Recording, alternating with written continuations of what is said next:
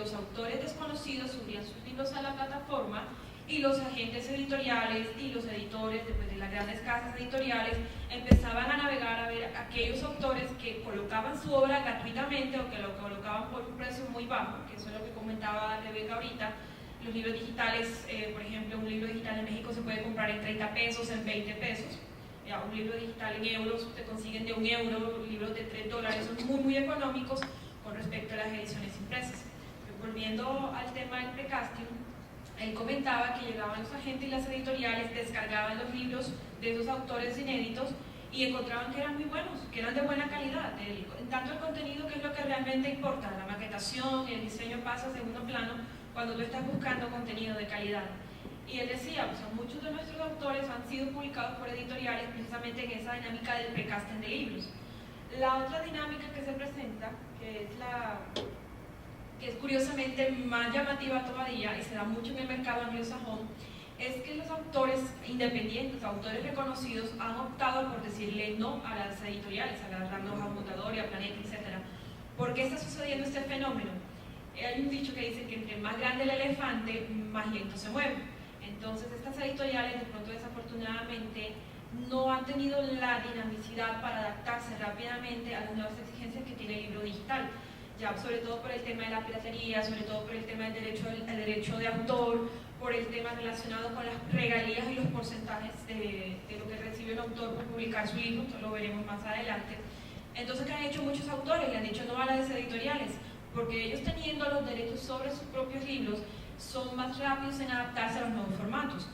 Hay varios casos, no recuerdo en el momento, más que todo se da en el mercado anglosajón, ya que ellos dicen, yo gano mucho más publicando mi libro en un Kindle, que es gano mucho más publicándole en un Kindle, viendo 100.000 copias al mes, que lo que puedo ganar vendiendo un libro físicamente en una estantería. Entonces, esos dos tipos de dinámicas que se han dado cambian lo que es la dinámica editorial y lo que es la autoedición digital. Entonces, se puede ver precisamente que el hecho de estas nuevas plataformas se convierte en una oportunidad para nosotros para empezar a abrir otro tipo de camino y explorarlo, de hecho, porque es bastante desconocido. Ok. Listo. El tema de la autopublicación también es un poco complicado porque requiere que básicamente todo el tema recaiga sobre el escritor.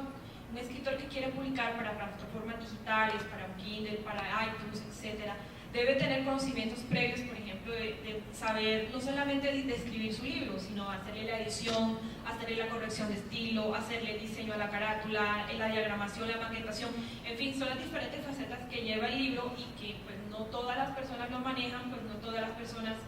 El hecho de que te escribas un libro no quiere decir que necesariamente conozcas todo el proceso industrial, editorial que hay detrás, y viene luego el mercadeo y bueno, la venta. Entonces viene siendo como la desventaja, porque ¿qué problema trae? De pronto los libros tienen muchos errores de ortografía que pueden molestar al lector, o de pronto una fuente que no es la adecuada para leer, o viene maquetado, mal diagramado, no es la mejor forma. Entonces son como las desventajas que se dan en la parte de la autopublicación y que sigue siendo muy debatida por eso. De pronto no es bien vista por todos los escritores que todos se vayan por ello, a pesar de lo que le comentaba, del precasting de libros o de conservar sus propios derechos. En mi caso, pues personalmente yo opté por la autopublicación digital, publico con Crabas para la plataforma del App Store, que es iTunes. Tengo ya 3 libros digitales con ellos y me publico también para la plataforma de Amazon con el Kindle.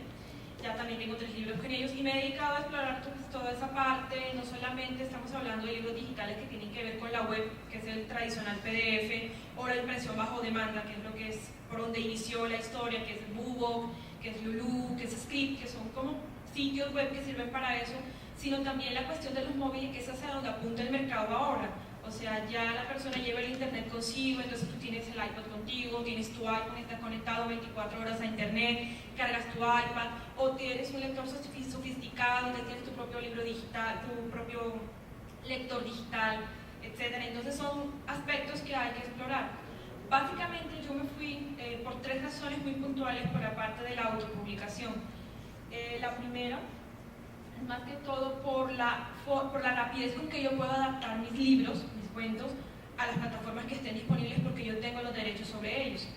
Ya, entonces, por ejemplo, en el caso de Crabas, yo firmé con ellos, están en iTunes, ya, y sé que los libros están ahí, pero también tengo libertad, por ejemplo, para Amazon Kindle, o tengo la parte para poner sean míos y no tengan dueño de editorial, me da facilidad yo poder moverme con ellos, apuntando hacia donde se mueva el mercado editorial. Ya. La segunda opción por la cual me fui tiene que ver con la parte de las regalías. Los derechos de autor, normalmente las editoriales, tienden a reconocer un porcentaje entre un 8 y un 10% de cada venta que se haga de un libro impreso, de lo que hace el autor. Por el cambio, el libro digital, las plataformas reconocen entre un 35 hasta un 70% por la venta de cada libro. Entonces, pues obviamente es más sensible el porcentaje que recibe un escritor por sus libros digitales que puede recibir por un libro impreso, a pesar de que los libros digitales sean mucho más económicos que los libros impresos, se venden más en ese sentido. Y pues viene toda la cuestión que tiene que ver que no hay estantería, que no hay ejemplares atrasados, que no hay ejemplares descontinuados, se soluciona el inconveniente de los ejemplares descontinuados, o se soluciona el inconveniente de que se hizo una tirada, acabo de pasar en España, se hizo una tirada de un libro de 80.000 ejemplares y se dieron cuenta que era un borrador, después de haber hecho 80.000 ejemplares. Entonces les tocó recoger toda la obra, llamar a la gente que lo había comprado, le cambiamos el libro y volver a reimprimir la obra completa. En el caso de los libros digitales, precisamente por la dinamicidad que se maneja en internet y las plataformas móviles, tú puedes corregir ese tipo de errores inmediatamente apenas te das cuenta. Entonces es más fácil hacer ese cambio. Y la tercera razón por la que me fui por la parte de la autoedición digital es que también el conservar tus derechos te da, sobre tu obra, te da la oportunidad de poder moverte hacia sitios de mercadotecnia. Es decir, en este caso muy puntualmente me refiero a la iniciativa de Google Books, una iniciativa que ha sido bastante cuestionada por la cuestión de los derechos de autor, que Google no pidió permiso, sino pidió perdón, escaneó todos los libros, no importar la cuestión de derechos, ni pedir permiso, ni nada, pero gracias a eso, no digo que está bien hecho, pero gracias a eso es que surgió la plataforma, la gente conoce más, la gente primero consulta la plataforma de Google Books antes de ir a hacer la compra, porque ahí está la reseña, ahí puedo ver un previo del libro, etc. Es como precisamente un precasting de yo ver el libro antes de irme a la librería y hojearlo físicamente si me interesa o no comprarlo. Entonces, básicamente son esas tres razones por las que pues, preferí optar por la parte de la autopublicación. Ahora, eso no significa, como escritora, que no me interese publicar con una editorial. ¿Por qué? Porque si bien están esas ventajas, también hay unas desventajas. Por ejemplo, ¿cuáles son las ventajas que se manejan con si tienes un agente literario o si tienes una casa editorial detrás de ti? Están, por ejemplo, los eventos de lanzamiento que se hacen, ya como te digo, la parte de mercadotecnia que se mueve detrás de esos eventos de lanzamiento, lo que tiene que ver, por ejemplo, la participación de ferias de libro, que se abren en lugares especiales, pues se tiene la concepción de que editorial es igual a escritor. O sea, en cambio, nosotros tenemos el título de escritor novel, o escritor independiente, o escritor autoeditado, en fin, entonces maneja la terminología un poco diferente. Ya, está también con un editorial o un agente literario, por ejemplo, los premios de las grandes ligas, estamos hablando de premios de la Casa Planeta, hasta el premio Nobel. De hecho, Vargas Llosa le preguntaba a su editora, a su agente literaria, Carmen Balcet, bueno, ¿cómo hiciste tú para que yo me hubiera ganado el Nobel? Entonces, esas son dinámicas que de pronto los editores Nobel, los escritores Nobel, participamos precisamente porque no tenemos detrás de nosotros una editorial o un agente literario que nos represente. Pero aún así, le comentaba yo precisamente a una revista española que se dedica a ese tema, que si bien es cierto, uno como escritor aspira a tener eso, por lo menos para mí lo más importante es que seamos leídos. O sea, tú escribes para que te lean, ya, independientemente si vendiste 5.000 ejemplares en editorial, bueno, en fin. Entonces, partiendo precisamente de que si yo escribo para que me lean, entonces yo escribo para buscar entonces quién me quiere leer. Y precisamente esa fue la apuesta que yo hice. Ya, y no me he arrepentido de tomar la decisión, o sea, no me pone a dar la experiencia. Por ejemplo, con Carapaz no me ha ido nada mal. Ya uno de los libros míos, que es Mundo Perfecto, está como en el 10º, algo así, entre los más vendidos que ellos tienen en español precisamente. En el caso de Amazon, ahora mismo mi libro ha puesto 15 entre los más vendidos ciencia ficción en español. Entonces son cosas que te dan a mostrar que, si bien es cierto, cambió totalmente la dinámica, puede seguirse ese camino y vale la pena explorarlo. Entonces, vamos a ver como la sugerencia, la experiencia que yo, a partir de mí, que pueden seguir otras personas que también estén interesadas en explorar el mismo camino. Porque el mercado del libro digital está dominado por el idioma anglosajón por obvias razones. Ya, entonces, como lo comentaba Claudia y Rebeca, el español es un idioma que también pega en la web, es el tercer idioma más utilizado, y es decir, que si es el tercer idioma más utilizado, tenemos cabida para nosotros empezar a publicar nuestros libros. Bueno, ya le comentaba, pues, básicamente ya para finalizar, pues una vez el libro ya está publicado y todo eso, viene lo bonito del paseo, que es la parte de la estrategia de mercadotecnia. Cuando tienes una casa editorial, toda la cuestión corre por cuenta tuya. Entonces allí donde viene la creatividad y la versatilidad que tanto sabemos utilizar las plataformas digitales. Entonces, por ejemplo, tenemos las redes sociales, tenemos Twitter, tenemos Facebook. ¿Cómo utilizar esas herramientas que sirvan para hacer el mercadeo de las obras que estamos publicando? Existen redes sociales especialmente de lectores, hay varias que hablan español. De hecho, yo he recurrido a ellas, que son, por ejemplo, Buquear de España, Linbook de Argentina, Entre Lectores también de España, Wattpad, que es internacional, pero tiene también su área de manejo de español.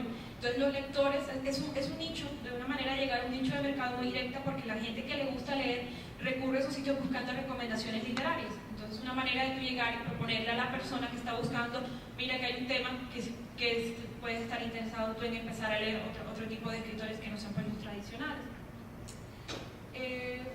También pues hay que recurrir a la parte que también pues un poco más elaborada, que es lo que llaman los book trailers, que tienen que ver, es una nueva dinámica que parte justamente de que se está acostumbrado a que el movie trailer es de la película que tú ves en el cine, pero los libros también tienen book trailers. Entonces pueden ser de cualquier tipo, pueden ser parte de la historia, pueden ser imágenes, audio. Es decir, la idea es vender visualmente el libro a la persona que te pueda ver. ¿Dónde lo puedes mostrar? Plataformas es lo que hay. Tienes YouTube, tienes Facebook, tienes Twitter, etc. Entonces simplemente que tú lo hagas y se puede empezar a buscar. O sea, no es lo difícil. Ya para finalizar, pues queda la invitación de que podemos hacerlo. O sea, el hecho de que una editorial me haya negado a mí 30.000 veces y me haya dicho que no, no significa que me voy a suicidar, como se ha dado el caso de escritores que se suicidan porque las editoriales dicen que no. Ya, o sea, si le dicen que no, tengan en cuenta que no es la editorial quien está diciendo que no, es una persona que probablemente no se tomó el trabajo de leer el libro, o que probablemente el libro tenía muchos problemas, o que no es el mercado del tuyo con respecto a la editorial. O sea, hay otras maneras de buscar, la cuestión es tener la paciencia para poder emprender el camino. Muchas gracias.